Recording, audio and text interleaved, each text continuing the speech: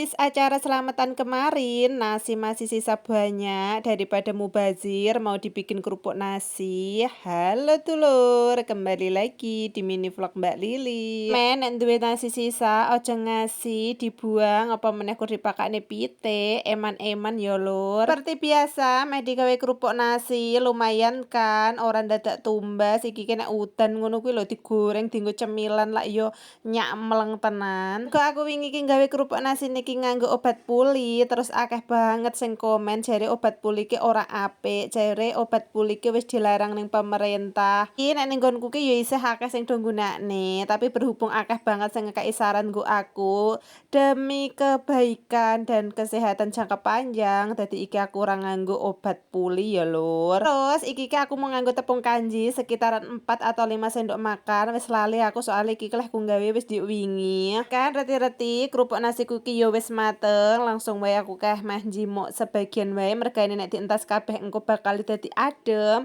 Nek wis adem bakal angel dicetak, dadi separo-separo wae. Lanjut kek dicetak koyo biasane. Wong cuacane akhir-akhir iki ki panas banget, dadi nek dienggo gawe kerupuk nasi ngene iki lek yo cepet garing. Reta wong biyen nek Desember iki gede ning Sumber, tapi ning kene iki Desember malah udan iki modok seret. Padahal ki parine iki wis wayahe do mbleduk, wayahe njaluk kiriman banyu, ya muga-muga wae gek ndang dikeki udan sing modok deres ben parine iki yo teges, parine iki yo subur, lengur-lengur kaya sing gawe kerupuk nasi iki. Lho, reti-reti kok ya wis Desember to ne, wis arep tahun baru meneh, ganti tahun reti-reti aku engko lak ya wis tuwa. Alah ya ora apa-apa wis tuwa wong ya wis suwe le nganggo, ya muga-muga wae tetep diparingi awak sehat, rezeki lancar, keluarga rukun. Amin ya Allah. Lah iki reti-reti kerupuk nasiku ki ya wis rampung leh ku nyetak, mergane iki ki leh ku rampungke sore, mergane aku gawene kerupuk nasi ki sore.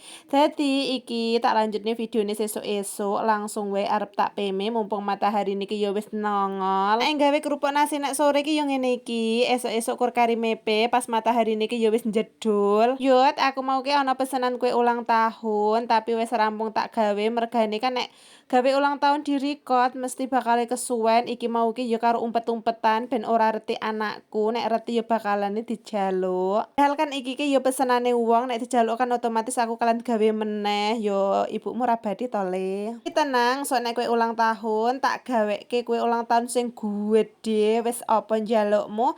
Karakter Doraemon, karakter Upin Ipin, SpongeBob, wis pokoke apa sing mbok pengeni insyaallah anggere mbokmu iso tak gaweke. Tapi iki dijual dulu ya ben dadi cuan. Ya lur, semene dhisik videone, matur suwun sing wis nonton.